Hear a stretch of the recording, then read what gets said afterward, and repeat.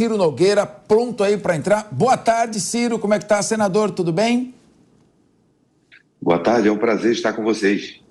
Ciro, explica para nós um pouquinho. Nós estamos debatendo aqui, estamos com dois economistas, Daniel José, que foi deputado, inclusive, o professor André Galhardo, dois advogados. E eu que estou aqui também no debate.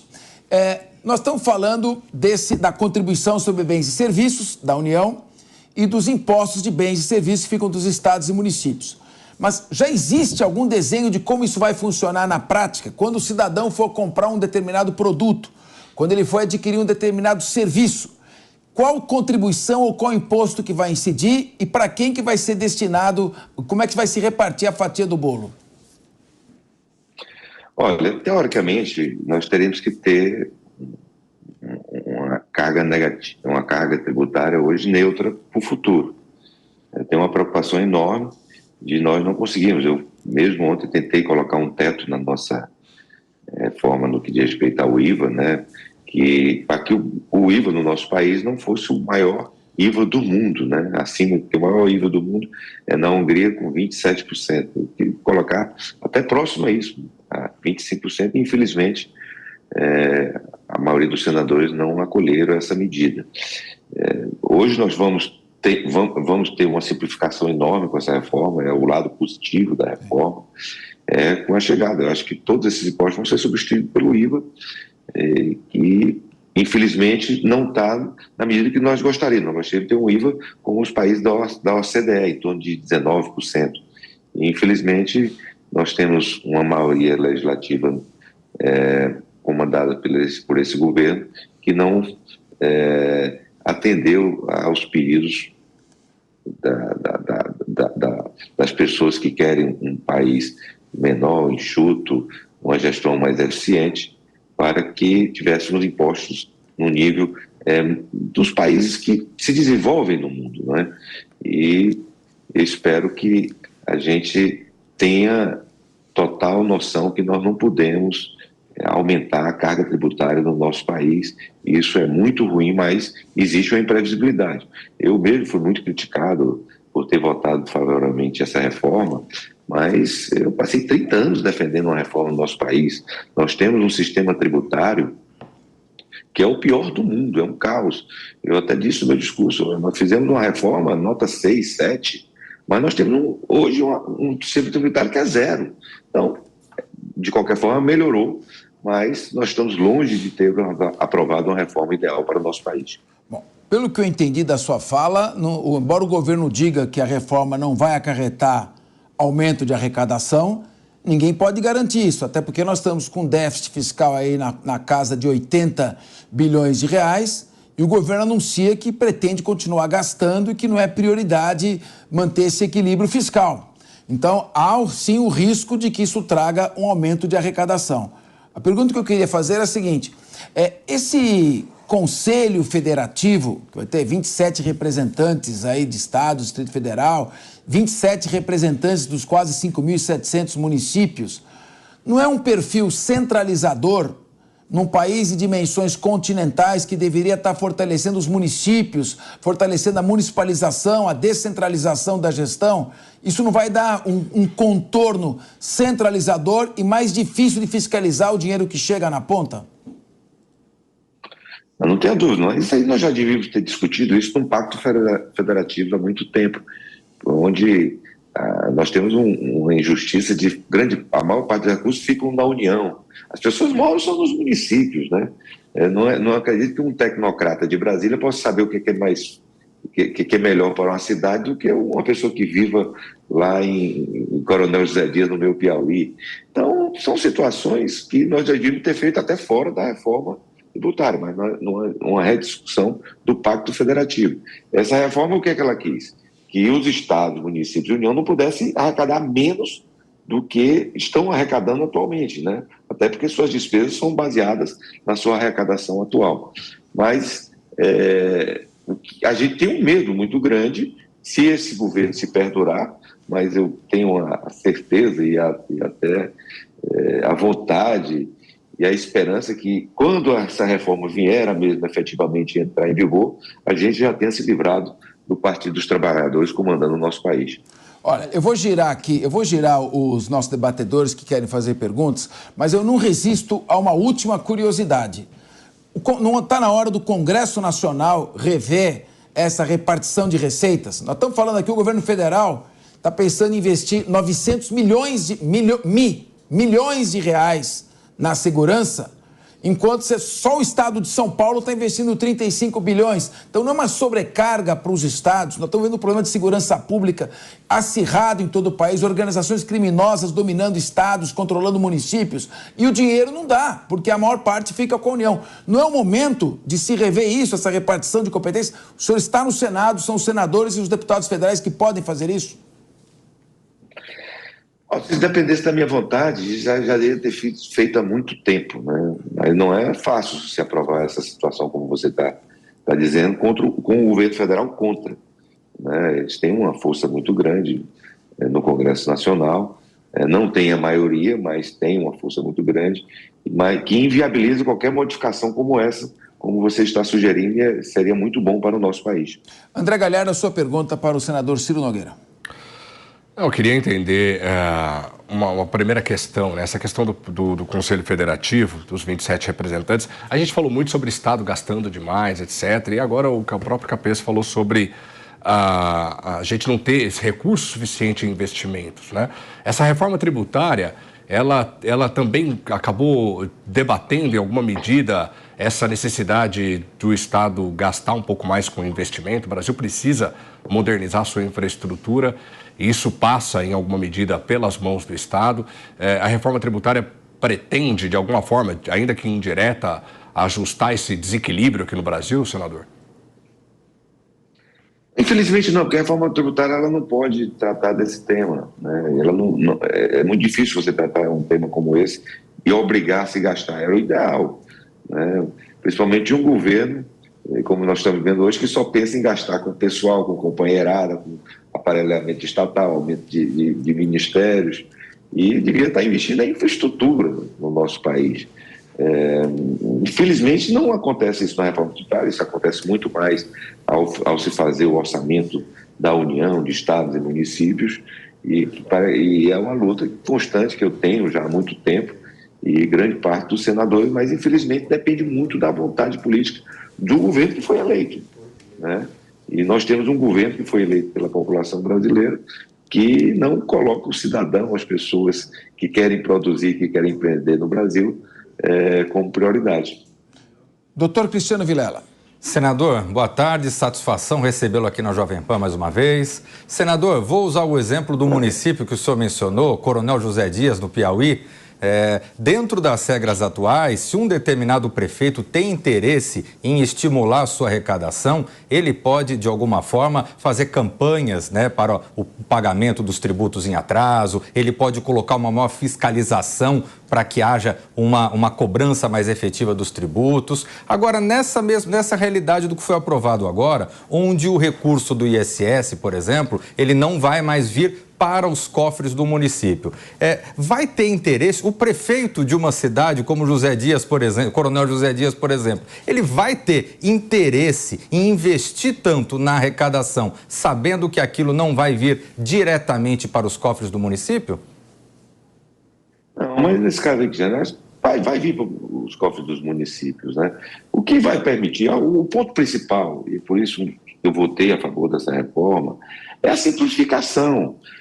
Não tem sentido nós temos uma máquina estadual, municipal, federal, fazendo as mesmas fiscalizações. Tem que haver uma integração, até uma diminuição dessa estrutura. E isso vai ocorrer, vai diminuir bastante a judicialização, e isso vai aumentar a arrecadação com isso. Esse é um ponto positivo dessa forma, acabar esses grandes escritórios que mais ganham dinheiro no nosso país, é escritório de advocacia que fazem essas demandas tributárias no Brasil.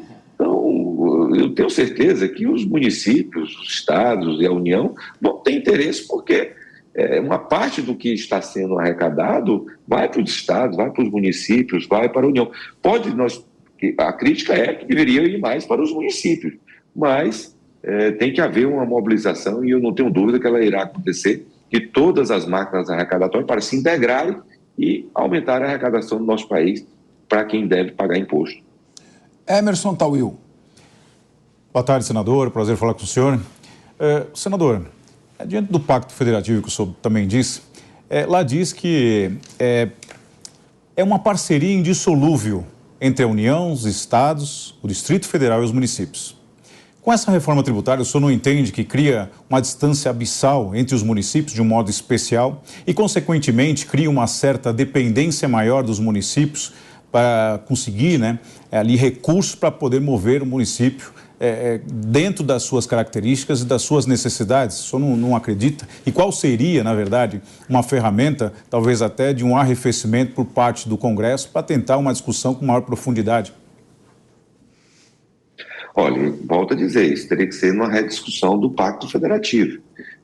Os municípios não vão perder a arrecadação por conta dessa reforma. Quer dizer, não vão diminuir o seu percentual do que recebe por conta dessa reforma. Elas podem perder a arrecadação se a economia entrar em colapso, como a gente tem muito medo de acontecer a partir do próximo ano. Isso aqui é o que mais me preocupa, essa fuga de pessoas do nosso país, principalmente grandes empresários. Outro dia, eu falando com um diretor de um banco, 9 em cada 10 clientes que chegam querendo mudar o seu domicílio fiscal. E isso aconteceu na Argentina, aconteceu na Turquia, coisas semelhantes que estão acontecendo no nosso país. Então, eu acho que nós temos que rediscutir esse Pacto Federativo, mas tem que haver, gente, primeiro uma decisão do eleitor, e nós elegemos um governo que possa colocar o cidadão, as pessoas que querem produzir, as pessoas que querem trabalhar realmente no nosso país em primeiro lugar.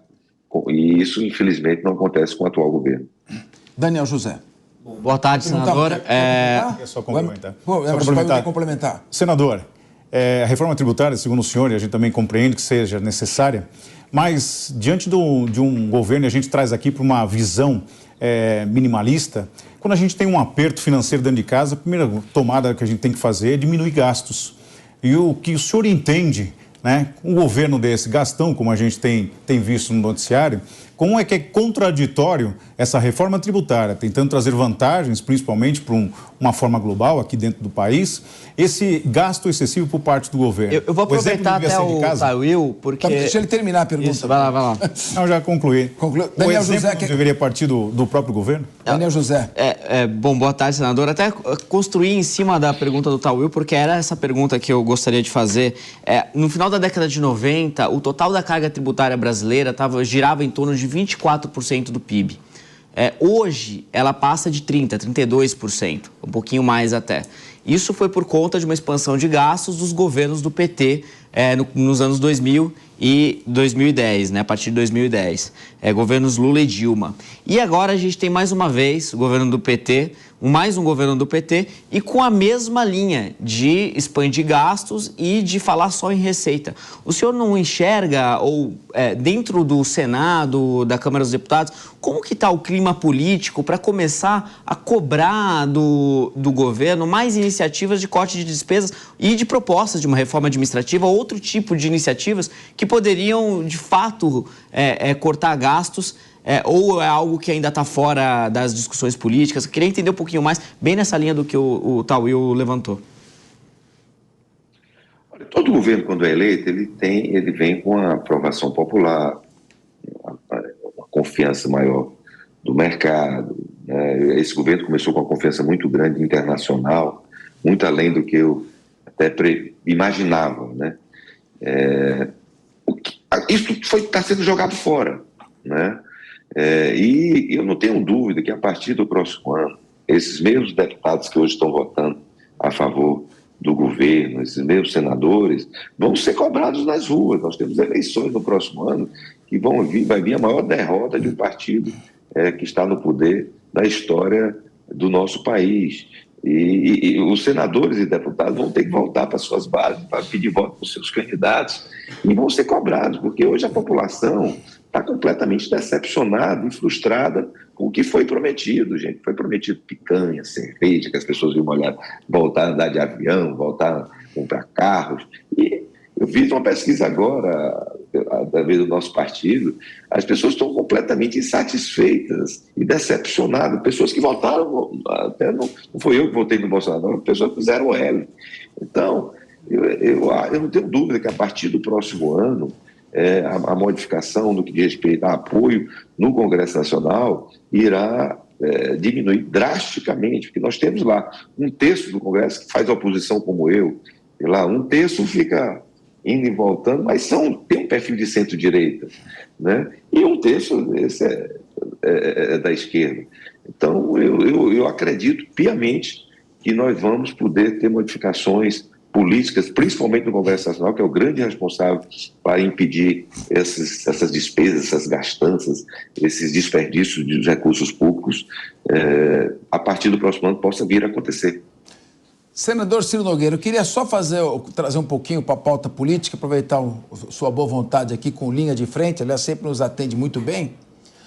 Nós estamos falando hoje de um governo que está seguidamente trocando ministros e presidentes de estatais, empresas públicas, Caixa, por pessoas indicadas por deputados que compõem aquela base do centro, chamada de centrão. Eu não gosto muito de qualificar dessa forma, mas deputados que, de certa forma, compõem o que a imprensa chama de centrão. Tem agora, são 40 bilhões de reais no orçamento para emendas parlamentares, são várias indicações de ministérios alterando o perfil que foi prometido durante a campanha. E agora nós tivemos aqui recentemente no Senado a rejeição, é um fato para mim inédito isso, da indicação do Defensor Público Geral da União, Dr. Igor Roberto Albuquerque Roque. Tinha sido aprovado pela Comissão de Constituição e Justiça, é uma pessoa experiente, está há muito tempo na carreira, não havia, a princípio, questões técnicas que levassem a essa rejeição. Está havendo algum tipo de conflito aí do presidente com a Casa Alta, com o Senado, senador? Você já é um homem experiente no parlamento que conhece um pouco da vida pública do nosso país. Está acontecendo tudo que nós prevíamos, o que eu falava na eleição, que eles vão aparelhar as nossas estatais, tudo aquilo que nós conquistamos, de ter blindado as estatais, e, poxa, você não é à toa que você sai de um prejuízo gigante de 180 bilhões para um lucro maravilhoso, como nós proporcionamos no nosso país no ano passado. Foi porque blindamos nossas estatais. Vocês vão ver o resultado. Vejam o que é o prejuízo das ações da Petrobras. A Petrobras hoje vale absurdamente menos do que valia no ano passado. E isso vai acontecer nas demais estatais que forem entregues às pessoas que não têm capacidade técnica e nem condutas ilibadas para tocar a administração pública. Daqui a pouco vai começar os escândalos, as malas de dinheiro que aconteceu no passado. E, infelizmente, isso vai estar de volta no nosso país, né? Por um erro que nós cometemos na eleição passada, de trazer essas pessoas de volta ao comando do Brasil. Essa votação do defensor público, teve uma votação de uma grande parte de pessoas do próprio governo. Ali foi um recado de pessoas que estavam querendo tirar algumas benesses do governo, algumas nomeações, e escolheram esse defensor para dar um recado para o governo, né? Lógico que uma parte da oposição votou, mas não teria acontecido aquela derrota se não tivesse pessoas que apoiam o governo votando. Senador Ciro Nogueira, muito obrigado por atender aqui o Linha de Frente e até uma próxima oportunidade. Uma boa tarde para o senhor. Um grande abraço, foi um prazer estar com você. Espero estar em outras oportunidades. Com certeza.